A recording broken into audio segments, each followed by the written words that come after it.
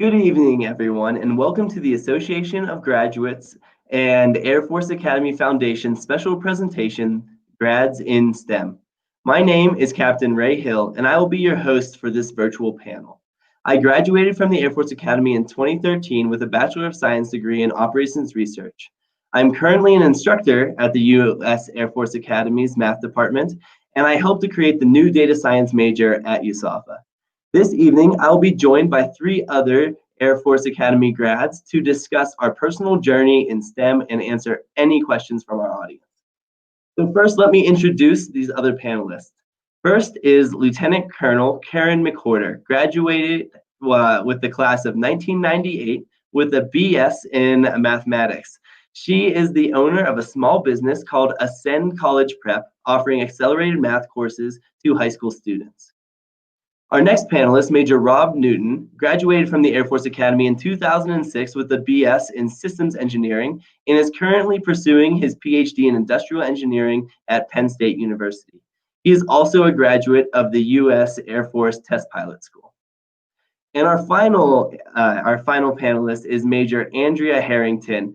She is a 2009 grad with a BS in Astronautical Engineering. She is currently a Boeing intern, previously a KC-135 pilot with experience in multiple roles at the squadron, group, wing, and headquarters levels.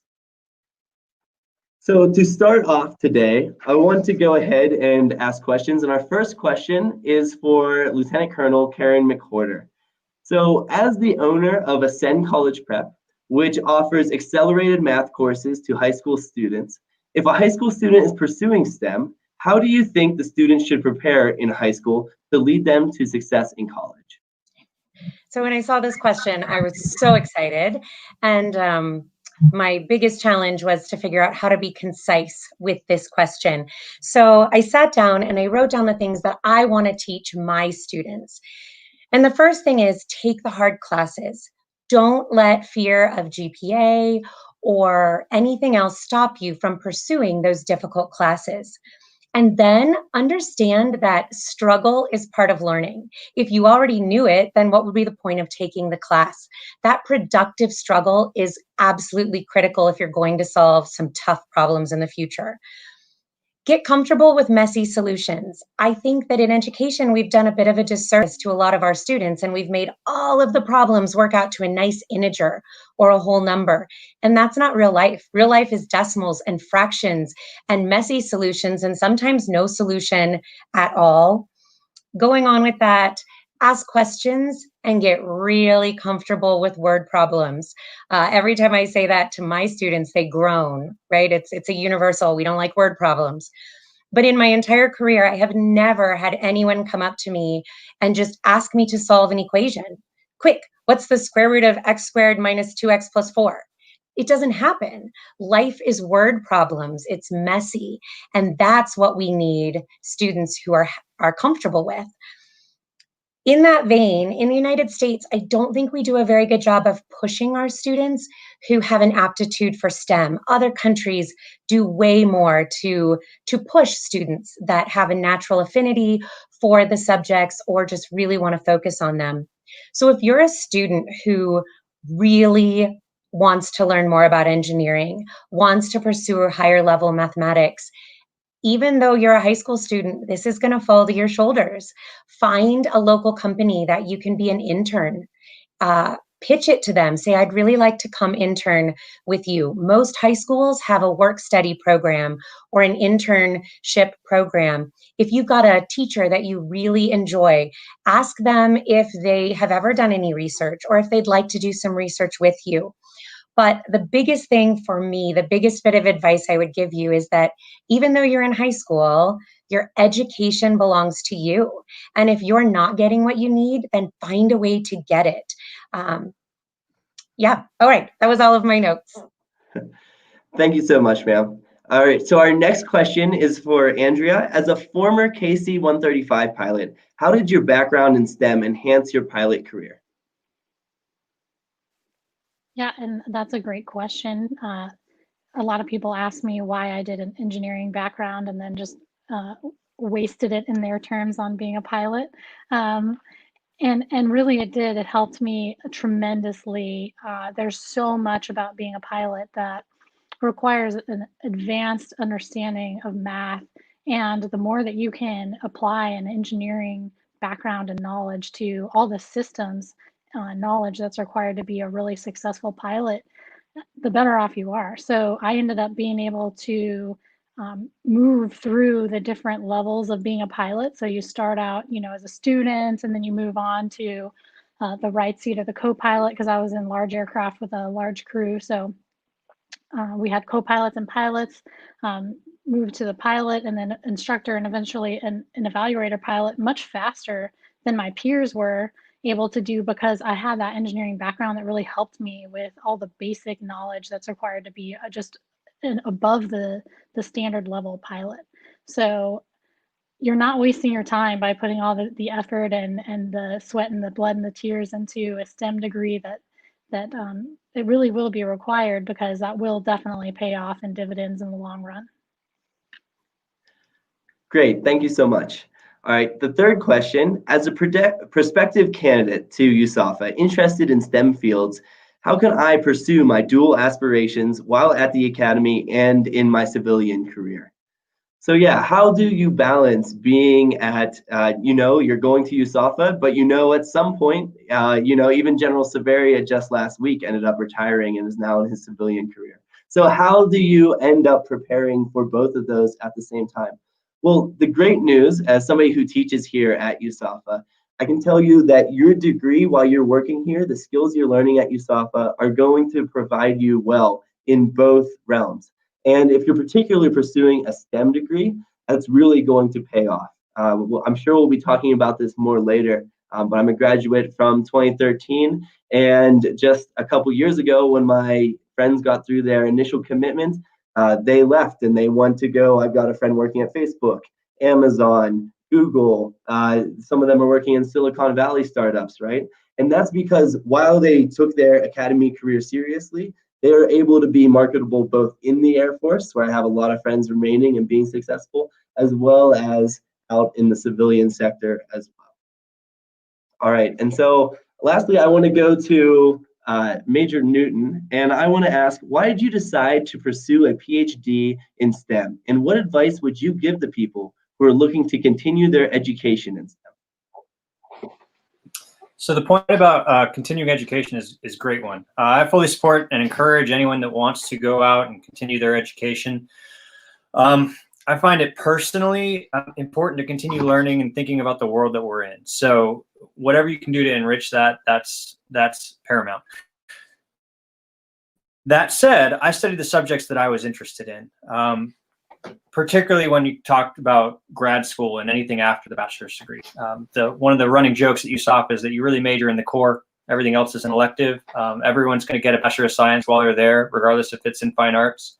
And I think that that emphasis in some of the more technical and STEM-focused disciplines is just another indicator as to how important the fields are to the Air Force and the Air Force Academy. That said, as far as a PhD, I want to caution anyone out there that has this romanticized idea as to what it is to get a PhD. I'm just now arriving and trying to work through this and getting my feet under me, and it's real work and very challenging work, and it's just different. It's not adequate to say it's just the next step after the master's. It is a different way to go about getting your education. But I have known rather for a while that I wanted to go teach, and so I was selected as part of the Air Force Academy's faculty pipeline to go get my PhD. So that's what I'm doing here is I got 3 years to get my PhD, doing in 3 years what a lot of my cohort here is going to do in 5, but that's how the Air Force sees it, and the intent of coming to teach at the Academy hereafter. That's not the only way to get a PhD or really any advanced degree through the Air Force. There are just a whole lot of ways to get free or close to free school through the benefits that we have there. And the Air Force, for some of the higher end programs, they publish an annual guidebook called the AAD for Advanced Academic Degree and SPEED for Special Education guidebook. It's every year comes out through Air Force Personnel Center to tell you how to do it. But also, if anyone wanted to reach out to me directly to talk about my experiences or some questions they had, if I don't know the answer, I'd happily point them in the right direction, I think. Great, thank you so much. So my next question is, what is the current demand for STEM majors? And first, I'd like to go to you, Colonel McWhorter.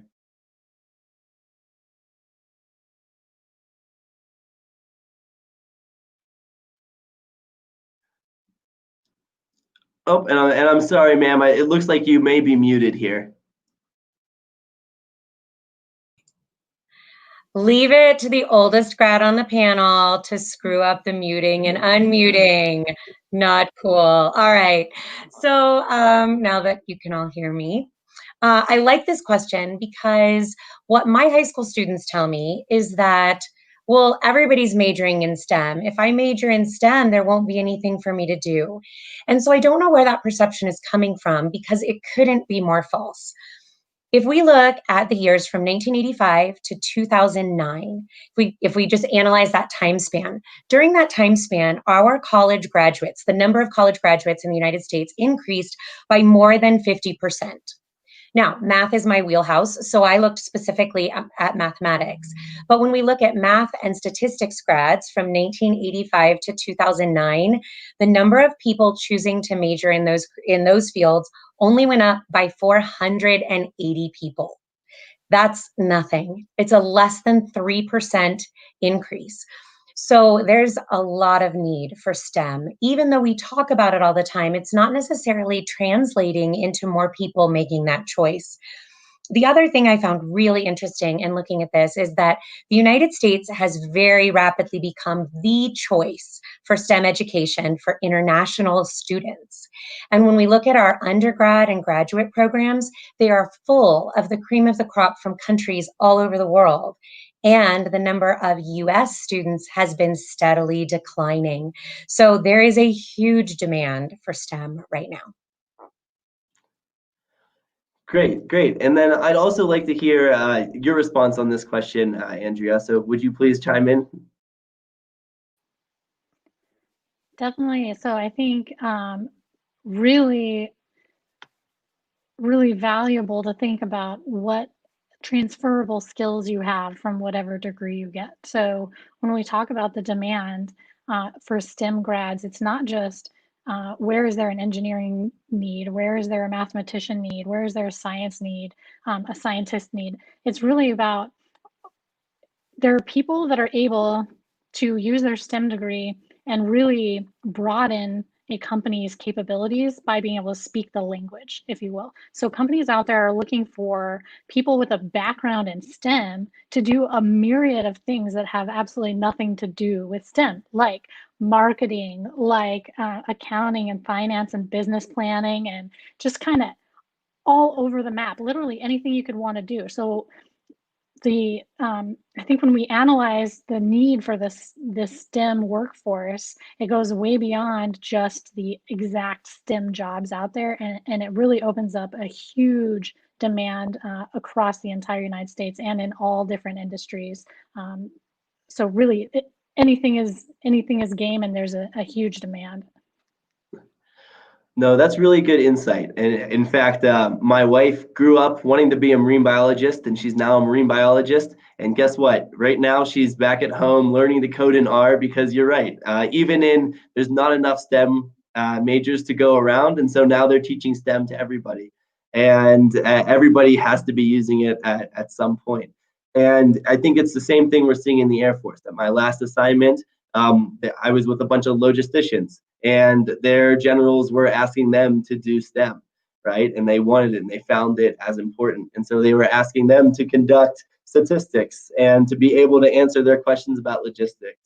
And so, yeah, I agree. I agree that the demand for STEM is raising. So, yeah, so with that, I'd like to go back to Colonel McWhorter to get her input as well.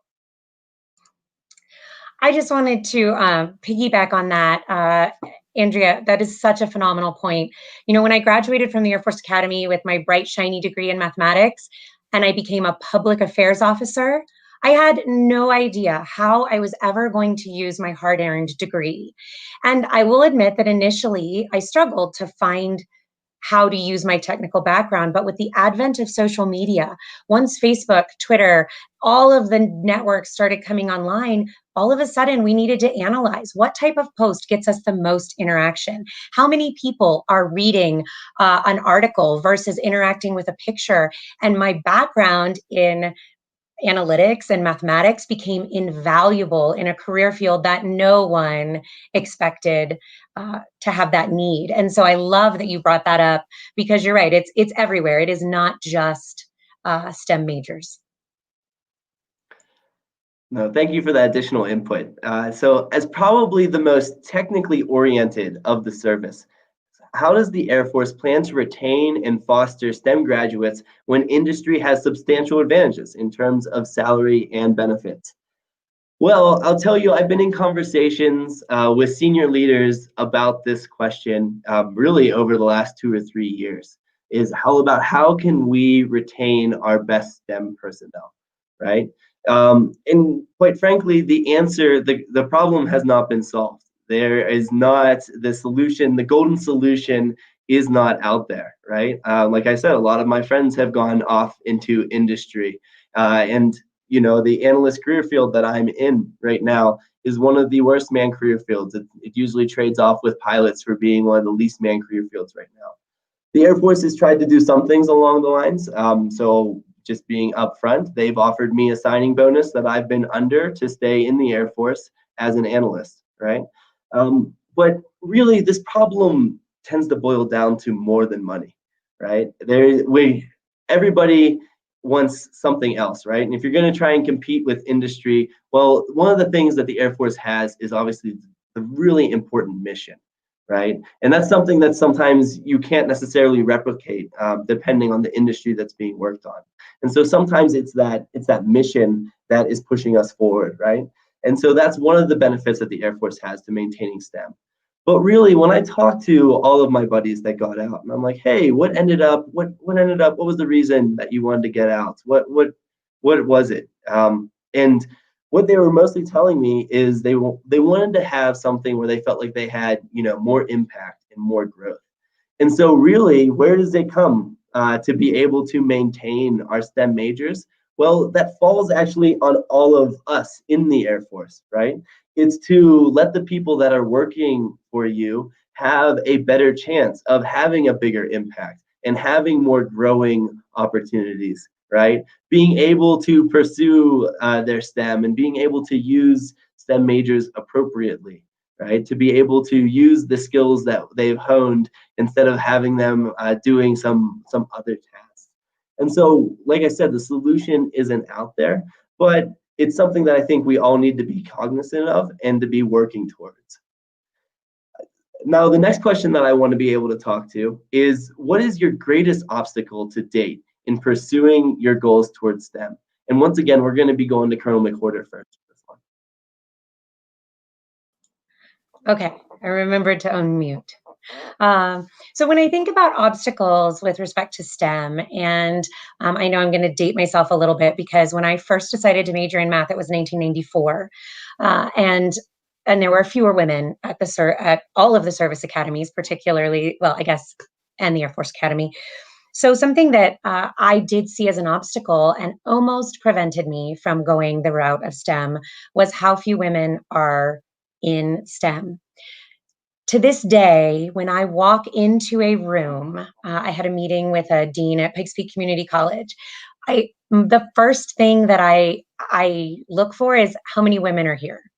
And that's something that I've done my entire career. Now, I mentioned that to a colleague in the math department at the Air Force Academy when I taught there, and it shocked him. He said, "Why would you do that? It would never occur to me to count men." And that just kind of, I see Andrea smiling, right? It made me laugh a little bit because of course you wouldn't think to count men. It's the majority. So I will say that as a young officer and what I would assume as a young civilian in a new career field, I was intimidated by that. But I don't think it's bad. It was an obstacle, but overcoming that obstacle makes you much better at your job. I learned that I needed to be 100% confident in my answers, because if I was completely confident in what I was talking about, then I was okay to stand up and stand behind what I said. That intimidation got a little bit lower.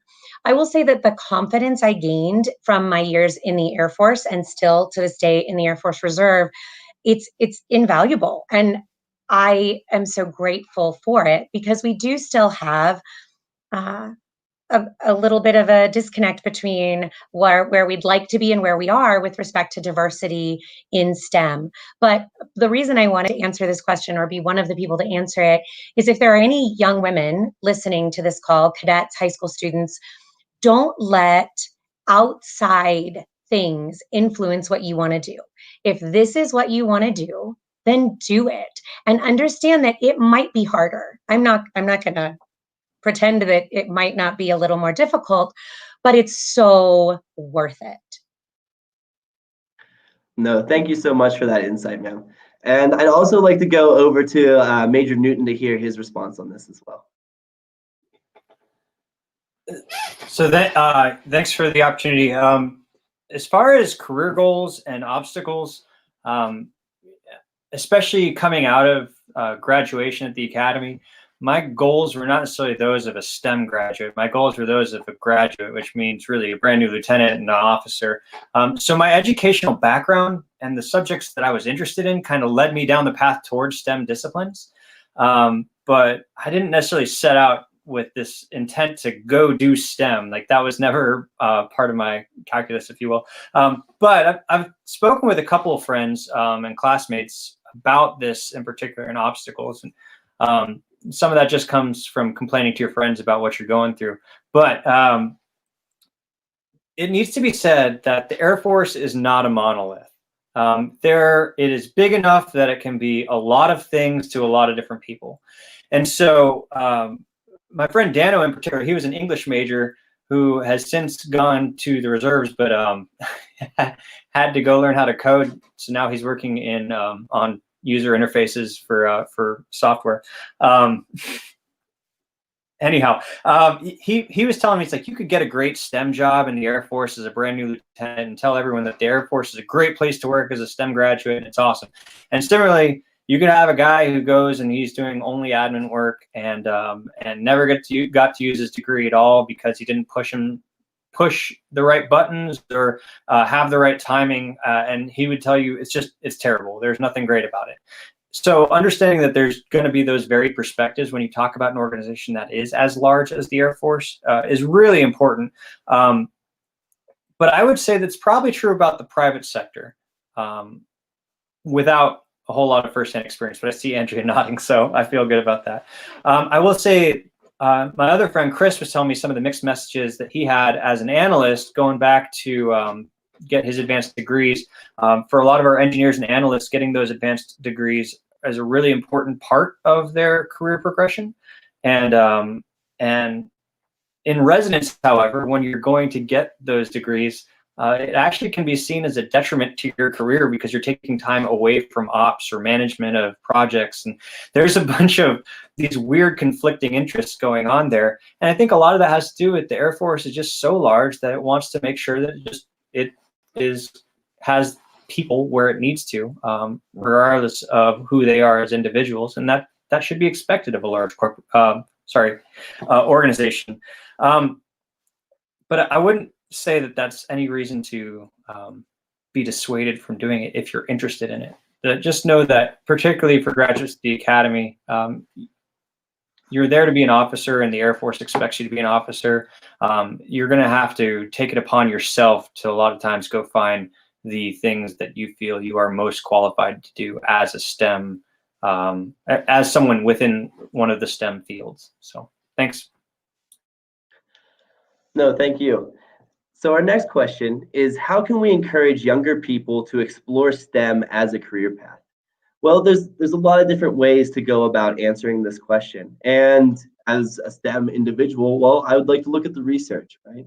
And so the research talks about having really good interactions in your math classes, in your first math classes.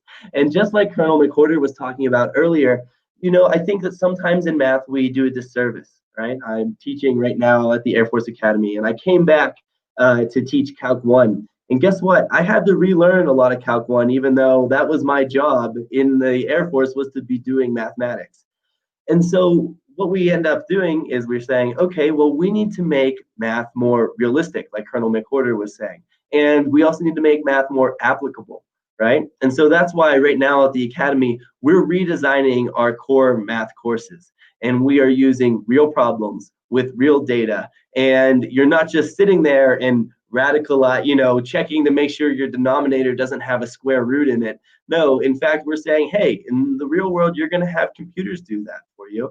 And so let's go ahead and do some coding, right? And so and then what makes math and STEM exciting, which I hope we get a chance to talk about here later, is actually doing this amazing work and getting this really valuable insight into the world, as Major Newton was describing earlier.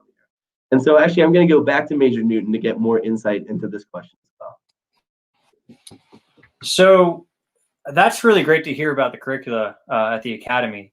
I would say because every cadet has to take calculus, every cadet struggles through calculus, and so it's really good to hear that the math department is taking a strong look at that.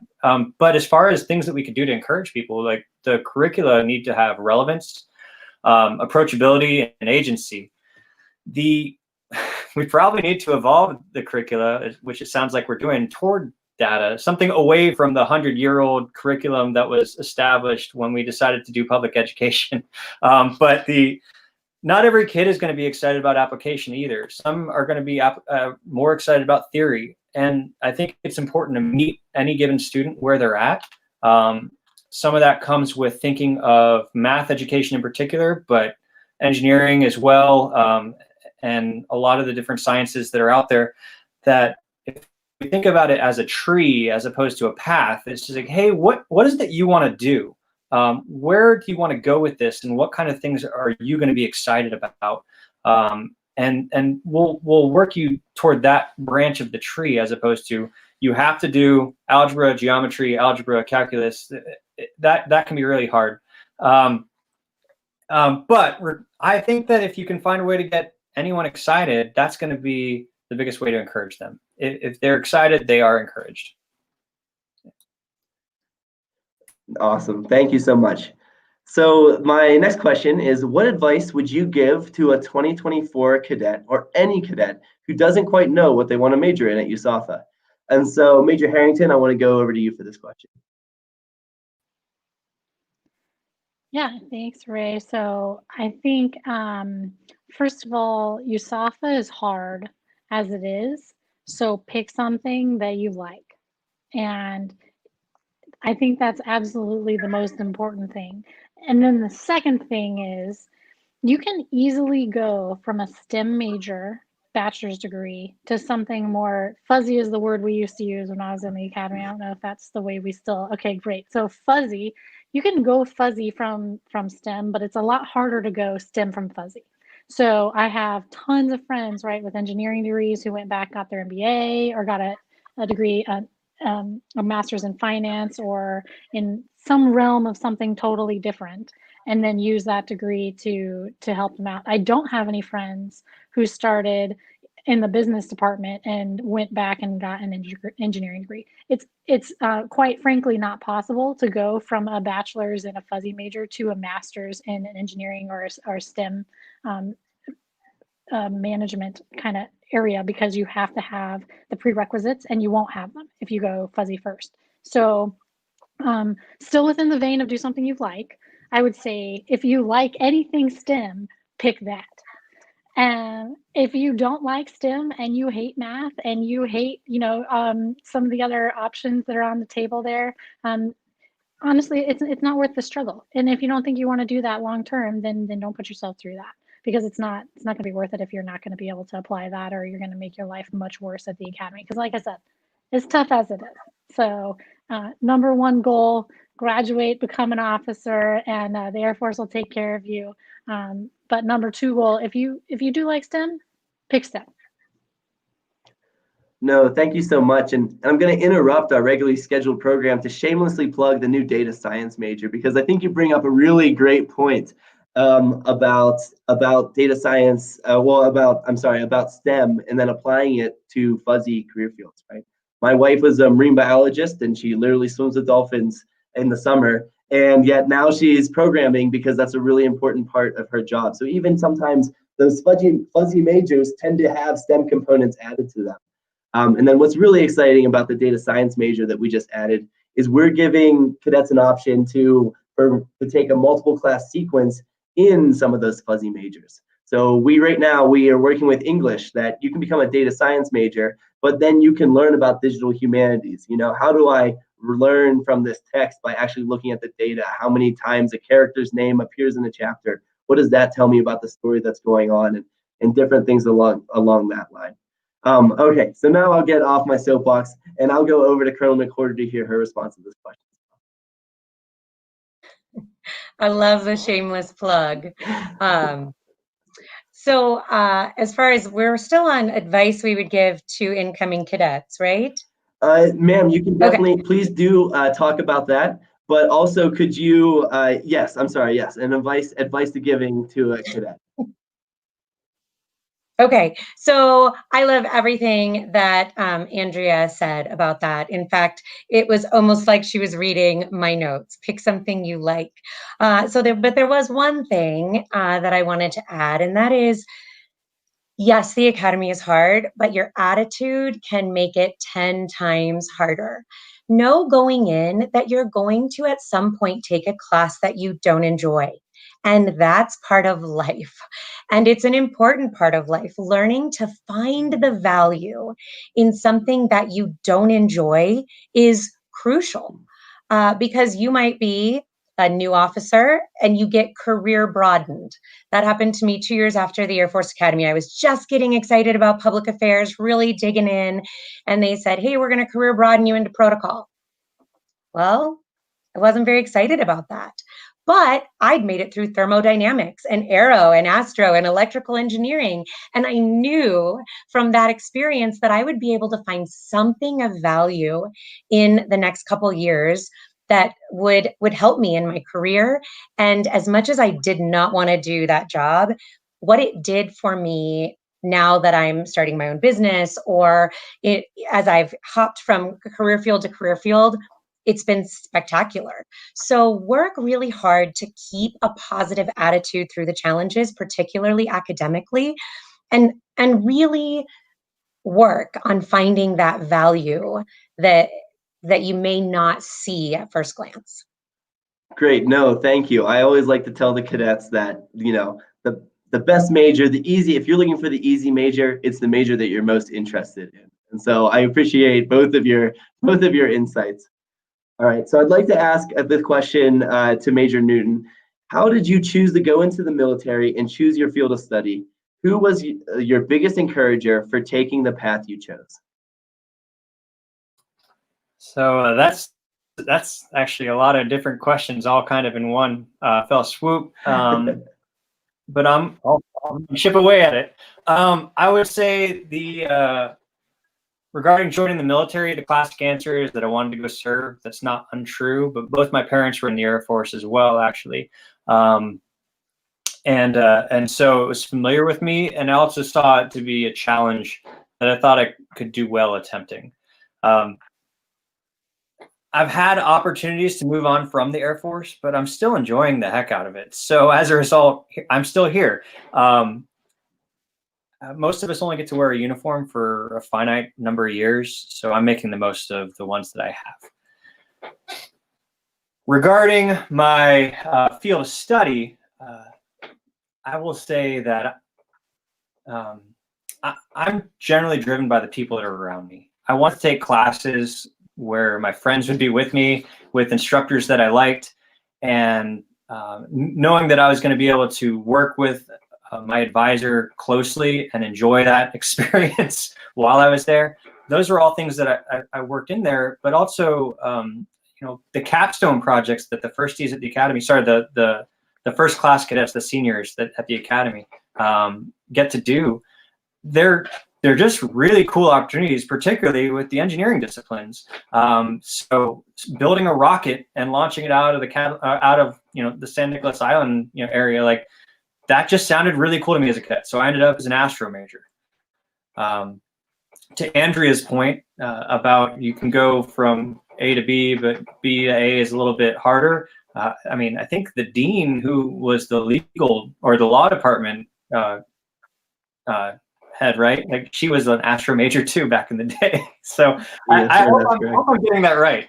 But it just goes to show you that you can go a bunch of different directions. But I wanted to do an engineering program. Astro sounded cool. Eventually, 2006 was the first year group to be offered the systems engineering track. And that one allowed me a couple more opportunities to do some of the ops research with the math department, as well as the computer science programs that I was enjoying. And I got to do that as well as still build the rocket with my friends. And so I would say the other piece was that with the career fields that I was interested in post academy, I kind of had this idea that going for one of the more technical degrees, engineering in particular, was going to be the least limiting, whereas one of the humanities might have limited me more. A good example for that is test pilot school. So I knew I wanted to fly, so I got to go to fly as a CISO, or what we used to call navigators. And doing electronic warfare, obviously we can draw the parallels with STEM and understanding how the electromagnetic spectrum works, but I don't want to beat a dead horse here. But for when it came time for me to move along that more specialized track, the opportunity to go to test pilot school came up as a navigator, and I would have not been allowed to do it at all if I had had a humanities. I was amazed at how much they cared about my undergrad degree in the application process for test pilot school. And if I hadn't had that technical degree, that engineering degree, then I would have missed out on a year where I made, you know, some of my closest friends, flew 22 different aircraft with pilots of 5 different countries. And I got to eventually go do developmental test on a platform that is near and dear to my heart, the AC-130, and work on the 2 newest variants of the AC-130 that are flying in combat right now, working on weapons and the platform itself. So just that opportunity that was afforded me because, you know, I took the time to work on a subject that I enjoyed working on as a cadet was pretty great. So that was long, but I'm going to chalk it up to the long question. Hopefully that was okay. I got all the points that you needed. No, that was absolutely great. That was great. Thank you. So we had a question come in.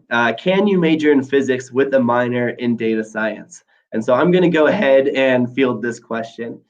So we do not have a data science major. It is possible to major in physics and major in data science.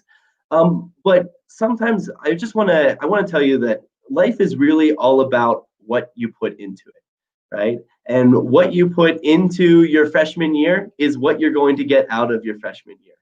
And so if you want to, you know, I'm going to shamelessly plug that you could be a major in data science and a minor in physics. But actually, I just also want to keep you open to the option that you can take additional classes while you're here at USAFA, while you're getting a free education.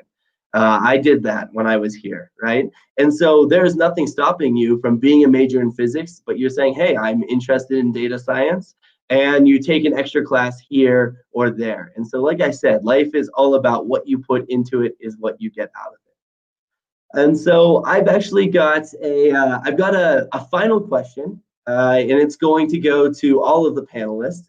And it's something that this conversation has been showing me that it's something I think we don't talk enough about. And that is, why do you love STEM? So we're going to go counterclockwise after I answer. So it's going to go to you first, Major Harrington.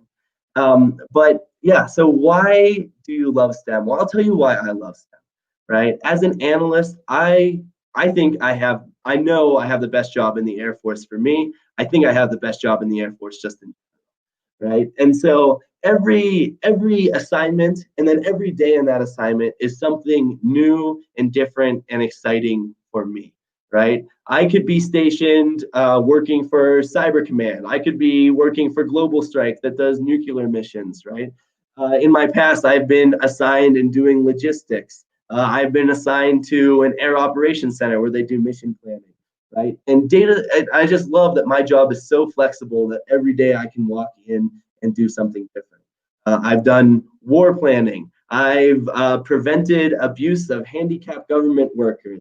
And then I go home that night and help my wife model out where dolphins are off the coast of the Bahamas, right? And there are so many different applications, and that my friends can just step over to Amazon and help out with their logistics, or Facebook and run their messaging, and think about all the different just tools and how the applicability of STEM is really what I love and what gets me excited, right? Major Newton said it, that we can just use STEM to dig in and learn more about the world around us that we would have never noticed just by observation, but that comes out when we start looking at the numbers. And so that's what I absolutely love about STEM. And Major Harrington, I'm going to pass it over to you. Yeah, thanks, Ray. So I just hate that answer because that's my answer.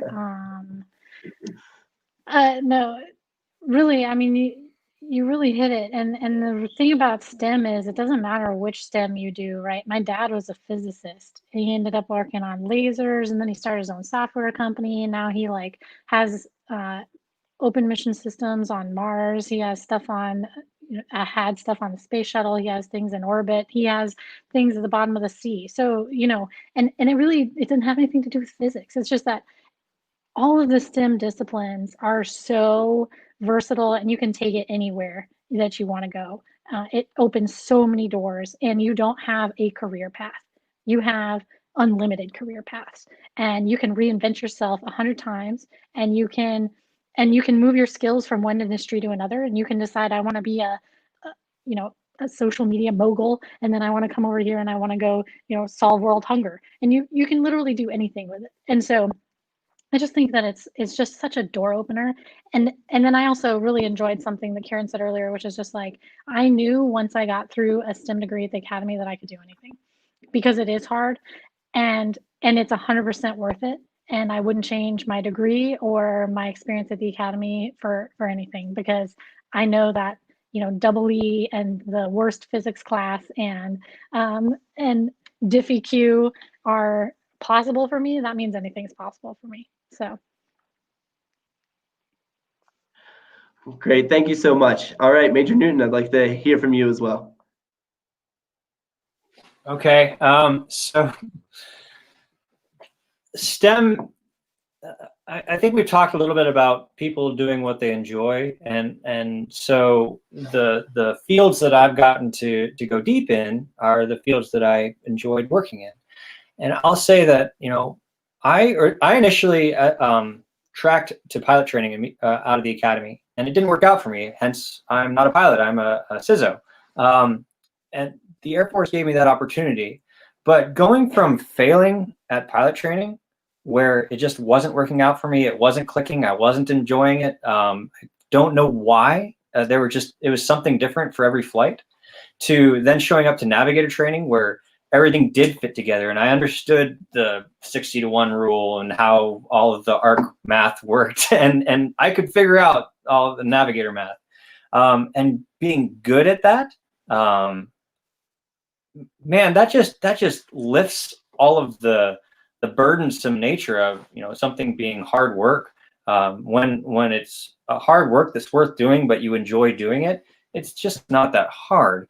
That said, one of the things that I love about the way that we've been incorporating data into just everything out there in the world right now, I don't know how anyone's going to walk around right now without interacting with a STEM field somehow, just because of how data is inundating us. But when I was working on war plans as well, data leads to a model, which leads to decision making. And so if you're not supporting the decision of some of the general officers or something, you're never going to be consequential. And so understanding how that data works, that was huge, because that helps you build the model. And one of the things I would put out there, if you in your data science program want to reach out to the military, to MSS, the military science guys, there is a misunderstanding about what special operations is that I've seen as part of AFSOC, Air Force Special Operations Command, and how it should be used to do special operations. And a lot of that has to do with, we have all of these models that show, well, this is what this missile will do against this airframe in these conditions, and we have all that. But some of the fuzzier, softer pieces, especially when you talk about influence that special operations can do, we need those models to factor into the war game so that the general can make the decision to say, yeah, let's do that.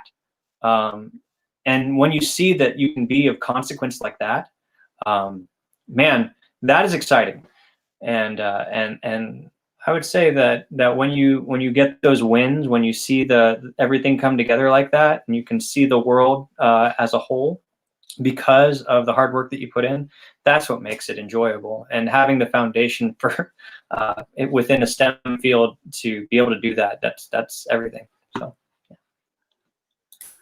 No, thank you so much, Major Newton. I think that's really interesting. And yeah, if there's not a MSS track by the time you get back here, I'm just going to write your name down and you can go ahead and help us develop that. So yeah, that's great. Thank you. All right. So lastly, last panelist, I'd like to go over to Colonel McClure to hear her response. All right. Well, so mine is a little different. I never liked math because of how it could be used. I like math because I just like math. I like creating order out of chaos. I like solving puzzles. I like patterns. And as I started learning more about math, I just was having fun. It actually was tough for me when I first started teaching at the Air Force Academy, because I was surrounded by engineers, by people who had been using math to do things. And I'm like, but it's just so cool. The math itself is cool. And so we get some debate going, right? Because there are those that think math is cool because of how it can be used. And that's pretty cool. But it also has a beauty in and of itself that maybe not everyone sees, which is okay with me. But what I've learned, because I've now done public affairs, personnel, protocol, I've helped all various units as a reservist. We become kind of a jack of all trades. What I have learned is that my math and STEM background is worth its weight in gold. This past June, I decided I was going to start a business. I don't know anything about starting a business. I didn't major in business. I don't have an MBA, but I know logic. And I took real analysis, and I learned a framework for approaching a problem. So for me, starting a business was just approaching a problem that hadn't been solved by me yet. And I knew that it needed a framework. I knew I needed to do some research. I knew I needed the definitions in order to prove what I needed.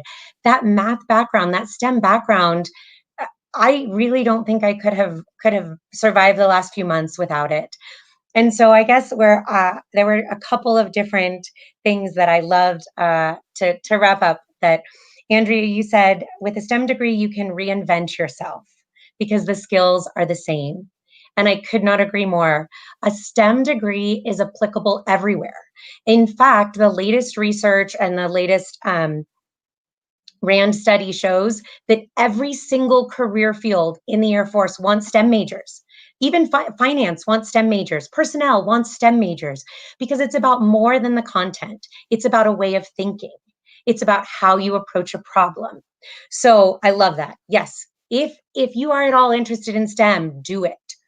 And then Rob, you said hard work if you love what you're doing, doesn't seem quite as hard.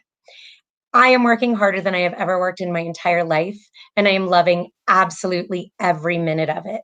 And I think that you learn that through a STEM degree, through the Air Force Academy.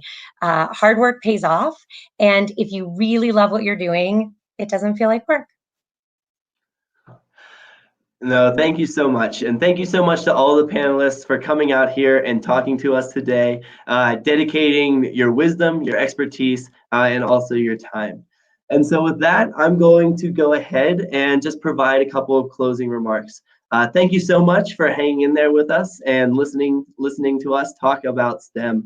As you can tell, we're all really excited and all really passionate about it.